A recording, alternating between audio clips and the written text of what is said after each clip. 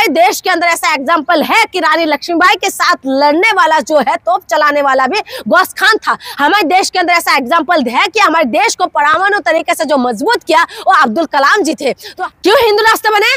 हिंदू राष्ट्र देश संविधान से चलेगा, हिंदू राष्ट्र की उसमें चलेगा? बताइए, ये देश संविधान से चलना चाहिए, हिंदू राष्ट्र बनना चाहिए। जो राष्ट्र देखिए, जो राष्ट्र ज्यादा कट्टरपंथी पर उतर आते हैं ना, उस राष्ट्र का हाल बेहाल हो जाते हैं। देश हमेशा साइंटिफिक तरीके से, संवैधानिक तरीके से चलना चाहिए। चंद्र शास्त्री जी की अखिलेश यादव क्या हिंदू में नहीं आते? क्या हिंदू में नहीं है क्या? ये लोग जो कथावाचक यादव जी के ऊपर जिसके ऊपर मूत्र छिड़का गया, क्या वो हिंदू में नहीं आते? क्या हिंदू में वो नहीं आते? जिसको उड़ीसा के अंदर घास खिलाया गया, क्या वो हिंदू में नहीं आते? को जो खत्म करना है, तो धीरेन्द्र शास्त्री जी तब कहाँ बैठे हुए जब मूत्र छिड़का गया है? जो कथावाचक के ऊपर मूत्र छिड़का गया था, तो धीरेन्द्र शास्त्री का एक शब्द बोलते हैं ना, तो बहुत कुछ प्रभाव पड़ते हैं। धीरेन्द्र शास्त्री जी तब कहाँ चले जाते हैं जब हिंदू महिलाओं के साथ बलात्कार होते हैं और रातों रात जला देते हैं? आप कहाँ चले जाते हैं जब हिंदू को मूत पिलाए जाते हैं? आप उस वक्त कहाँ चले जाते हैं जब हिंदू को घोड़ी चलने नहीं देते?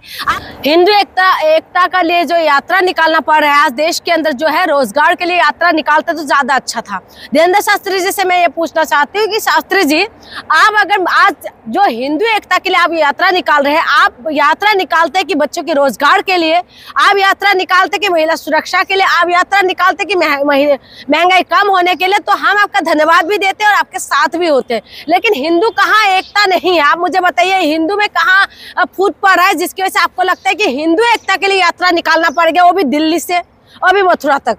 ये सोचने वाली बात है। हिंदू राष्ट्र बनाना है ना, हिंदू राष्ट्र बनाना है। हिंदू राष्ट्र के देश संविधान से चलेगा, हिंदू राष्ट्र बनाने से चलेगा? बताइए, हिंदू राष्ट्र बनाने की टाइम जो आप कहते हैं कि हिंदू राष्ट्र बनेगा, तो हिंदू राष्ट्र के अंदर बाकी सारे लोग कहाँ चले जाएंगे? चलिए, आप लोगों ने अलग थलग तो कोई कर ही देते मुसलमानों को, अलग थलग कर देते माइनॉरिटीज को, लेकिन आप ये बताइए, जो हिंदू के अंदर ही जो जात पात का जो आप रखा है, वो जात पात जाएगा हिंदू राष्ट्र में मुसलमानों को सिखाया जाएगा। अच्छा, मुसलमानों को सिखाया जाएगा? क्या सिखाया जाएगा मुसलमानों को? बच्चों की तरह सिखाया जाएगा ना।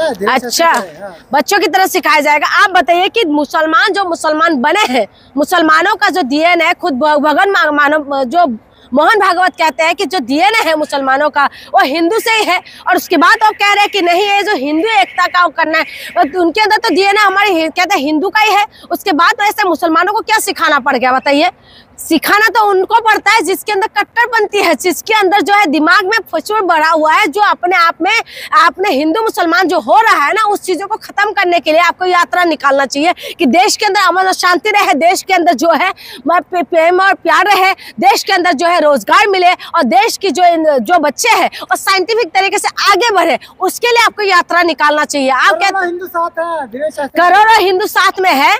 हम साथ में तब देते ना, धीरेन्द्र शास्त्री जी का हम भी साथ देते हैं। हम हिंदू है, लेकिन हिंदू कहाँ खतरे पे है? आप मुझे बताइए, हिंदू को एकजुट करने की क्या जरूरत पड़ रहा है? हिंदू को एकजुट करने का ठेका तो बीजेपी वाले ले रखे थे। अब ये जो धीरेन्द्र शास्त्री जी है तो कहते हैं कि जात पात को करो विदाई, हिंदू हिंदू भाई भाई, लेकिन वही हिंदू के ऊपर जब अत्याचार होते हैं, धीरेन्द्र शास्त्री तब आवाज नहीं निकालते, धीरेन्द्र शास्त्री तब कुछ बोलते नहीं है कि अहंकार को खत्म करना है। जानते क्या अहंकार को जो खत्म करना है, तो धीरेन्द्र शास्त्री जी तब कहाँ बैठे हुए जब मूत्र छिड़का गया है? जो कथावाचक के ऊपर मूत्र छिड़का गया था, तो धीरेन्द्र शास्त्री का एक शब्द बोलते हैं ना, तो बहुत कुछ प्रभाव पड़ते हैं। धीरेन्द्र शास्त्री जी तब कहाँ चले जाते हैं जब हिंदू महिलाओं के साथ बलात्कार होते हैं और रातों रात जला देते हैं? आप कहाँ चले जाते हैं जब हिंदू को मूत पिलाए जाते हैं? आप उस वक्त कहाँ चले जाते हैं जब हिंदू को घोड़ी चलने नहीं देते? आप बताइए कि हिंदू को जो है, हिंदू के नाम पे दलित कहाँ जाएंगे? ये सबसे बड़े सवाल है।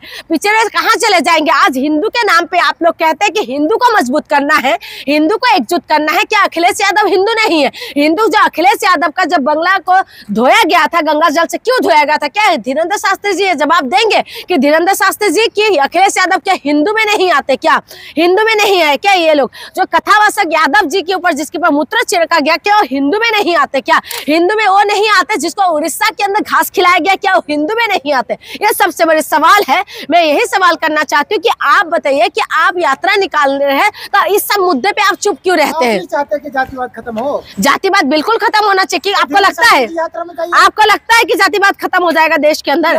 देश के अंदर जातिवाद खत्म हो जाएगा? हम शामिल होने की कोई बड़ी बात नहीं है। शामिल तब होंगे ना जब ये मतलब की बात करेंगे। महिला को तो खाली प्लॉट बोलते हैं और उसके बाद आप कहते हैं कि मैं महिला जाके उनके उसमें शामिल हो जाऊं। एक महिला को खाली प्लॉट बोल के ये इस तरीके से अपमान करते हैं और उसके बाद आप कहते हैं कि हम उनके उसमें शामिल हो। क्यों शामिल हो हम लोग? आप हमारे लिए ऐसा क्या कर रहे हैं जिसकी वजह से हम शामिल हो? आप तो इस तरीके की बात करते हैं जो किसी विशेष पार्टी को फायदा पहुंचते हैं। आप जनता के लिए काम करिए ना, आप देश की जनता के लिए बोलिए ना। देश की जनता आज हाहाकार हो रहा है, रोजगार नहीं है, आज परेशान हो रहा है कि हमारे पास जो है महंगाई बढ़ते जा रहे हैं, लेकिन उसमें कोई आवाज देने के लिए तैयार नहीं है। और आप कहते हैं कि हिंदू एकता, तो आप नहीं चाहते कि हिंदू राष्ट्र बने? क्यों हिंदू राष्ट्र बने? हिंदू राष्ट्र देश संविधान से चलेगा, हिंदू राष्ट्र की उसमें चलेगा? बताइए, ये देश संविधान से चलना चाहिए, हिंदू राष्ट्र बनना चाहिए। जो राष्ट्र देखिए, जो राष्ट्र ज्यादा कट्टरपंथी पर उतर आते हैं ना, उस राष्ट्र का हाल बेहाल हो जाते हैं। देश हमेशा साइंटिफिक तरीके से, संवैधानिक तरीके से चलना चाहिए। आप बताइए कि बांग्लादेश का क्या हालत हुआ है, अब नेपाल का क्या हालत हुआ है, अफगानिस्तान का क्या हालत हुआ है, और ये तमाम जो राज्य है, पड़ोसी पाकिस्तान को देखिए ना, जो कट्टरपंथी में कट्टरपंथी है, उनका क्या औकात है।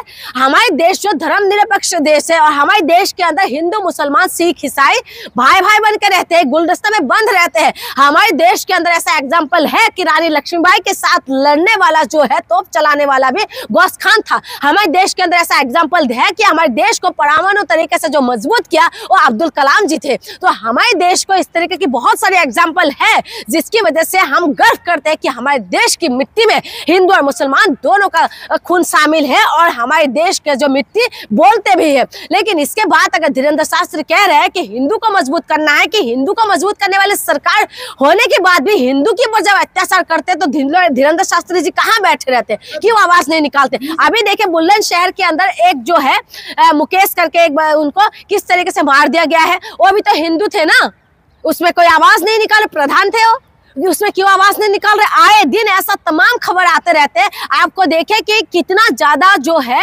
जो दलितों के ऊपर अत्याचार का जो खबर है यूपी के अंदर बढ़ते जा रहे हैं। आप गूगल करके देख लीजिए, उसके बाद भी जो है कुछ भी एक्शन नहीं है। उसमें धीरेन्द्र शास्त्री क्यों नहीं बोलते? धीरेन्द्र शास्त्री तब क्यों नहीं बोलते जब योगी आदित्यनाथ जी कहते हैं 20 और 80 की बात, तब धीरेन्द्र शास्त्री क्यों नहीं बोलते? तब धीरेन्द्र शास्त्री क्यों नहीं बोलते कि जब बंटने की बात कहते हैं, बटोगे तो कटोगे, इस तरीके की बयानबाजी देते हैं, उसके बाद धीरेन्द्र शास्त्री क्यों चुप रहते हैं? मैं ये सवाल करना चाहती हूँ। आप एकता की बात कहते हैं तो एकता के अंदर, देश के अंदर अमन और शांति भी होते हैं, लेकिन उसके बाद भी धीरेन्द्र शास्त्री कोई जवाब नहीं देते। महिलाओं को बोलते कि खाली प्लॉट है, महिलाओं के लिए कोई सम्मान नहीं है। आप चाहते हो कि मैं जाके उनकी यात्रा में शामिल हो जाऊं? यात्रा का स्वागत कर रहे हैं माला लेकर।